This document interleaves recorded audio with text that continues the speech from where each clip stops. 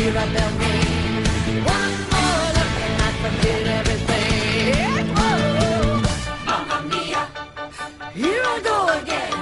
My, how can I resist you? Been musicals before, but they were on stage probably. No one in Brisbane has seen it, so I've never thought of a career as a recording artist, and probably won't. We were ordered to have fun, you know. So we were strictly observing our obligations, and we had a very, very good group. Fortunately, most of us liked each other. I was actually told by Philida that you and she had made sure that we weren't going to have any impossible divas on this. Yeah. I don't really know how you ended up with Stellan and myself. Somebody wasn't paying attention. No, we did have a discussion before we started that we wanted to have a group of people who we didn't want to have any outsized egos or anybody who would be easily humiliated. I mean, to break it down crudely, the components that make this work. You've got some clever, technicians. It had to have been well written. You've got these songs which are brilliantly constructed, and then we've got to inform it all with a lot of spirit. And it just has to be there. There's no cheating it, I think. But there's no way to ensure that. You really can't. You set up all the elements and you get all the people together, but you never know. Some movies have the most wonderful cast and you just never know if everybody's going to click and the whole thing will work. It's just magic when it does, and there's nothing more dreadful when it doesn't. And it just happens. And I think the lighter it is, and the more comical and the more apparently frivolous it is, the smaller the margin of error. Yeah. I think comedies are the most frequently underappreciated, genre, really. Can't remember who said on his deathbed, dying's easy, comedy's hard. Yeah. I think when you're doing weighty stuff, in my experience, there's all sorts of flexibility in the way you can approach it. I think when, you're trying to judge something like this, if you miss by a millimetre, you've missed completely. Yeah. This is one of the rare occasions where what looks like fun on the screen was actually fun to do. I think very often it's been a very hard discipline to achieve it, and it's an illusion. It wasn't on this case. I think we decided to have the party, and it shows. So who had the most outtakes? Well. You have to wait for the DVD. Yeah. We're all terrified when that comes out. It was probably mostly to do with my singing. I was studying in Paris when I met her. Hopped on a train, followed her to Greece. Quite spontaneously. I can still recall our last summer. I still see it all. The film looks like outtakes, that's the thing. It's an hour and a half of what you usually get at the end crawl. People making mistakes and fooling around. I'm thinking, that's funny. It's all made it into the movie, yeah. That's true.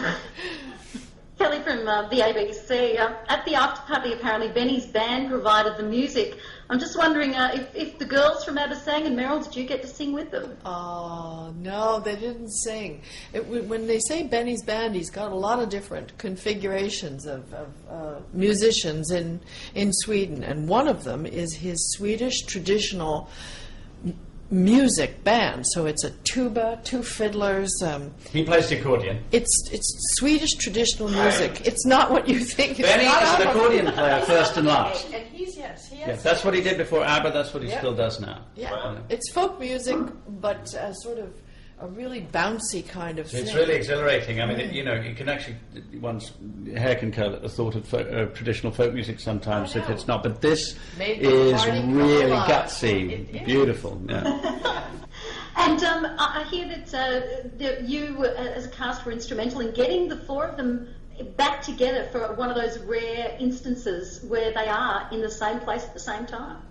Yes, I think a lot of these stories are apocryphal because I sat and talked with Agnetha, who is meant to be the most, everyone, she's reclusive and everything. She's just the sweetest, most generous person. She just loved the film. And she just said to me very simply, she said, I just don't like public life. And I could so understand that. Maybe that's... And in fact, none of them are particularly, none of them embrace the spotlight. Right. Frida's lived in a quiet place in Switzerland for the last 25 years. Yes. And she's not been given the label of recluse. I think it's one of those little buzzwords that people fall in love. It's the, it's a romanticization. And they do. You can see why this good-hearted, good-natured music came from these four people. There's a lot of passion in it, and I think that this is something that, along the way through all the, the changes in fashion and appreciation of something like this, that one wouldn't have said. You might say it's exuberant, you might say it's cheerful or whatever. It's actually quite passionate stuff, some of it, I think, and I think it's far more substantial than it was given credit for all those years ago. It's very precise, too. If you don't do it exactly right, it can... It fails. Yeah, you can't. Interestingly, because I spoke to Frida, the other girl in the band, and she said that Benny, and I didn't realize this even now, that Benny and Bjorn don't write the music. They don't write it. And so what it means is when they were putting it together, it was a very collaborative, visceral process, because it was being created on a keyboard and out of the air. Yes. They don't write it down. So it was like live performance in the studio, really, which I think accounts for a lot of the vigor that you sense.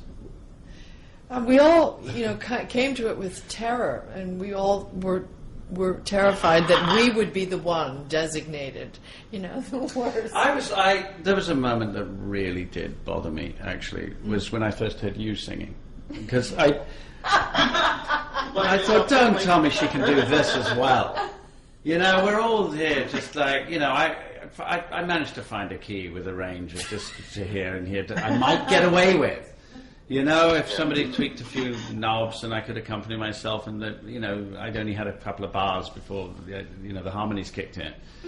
And then I heard this, and if I was tempted to pull out at any point, it was around then, I would say. No, everybody can sing. That's my theory. Well, Benny did say, and I had assumed. Everybody does sing. Benny said that it was important to him that everyone could sing in this film. And there are people, he said, who think they can't, but I can assure you they can. And as far as he was concerned, these voices were capable of delivering his songs. And he really cares about them. But, that surprised me a little bit when he said it, because I'd assumed that they wanted a few ropey amateurs in there just to make people feel included. You're obviously you're going to need your great singers and dancers, but you need some sort of at least three dodgy middle-aged guys who can neither dance or sing, just to make everyone feel they're at the party.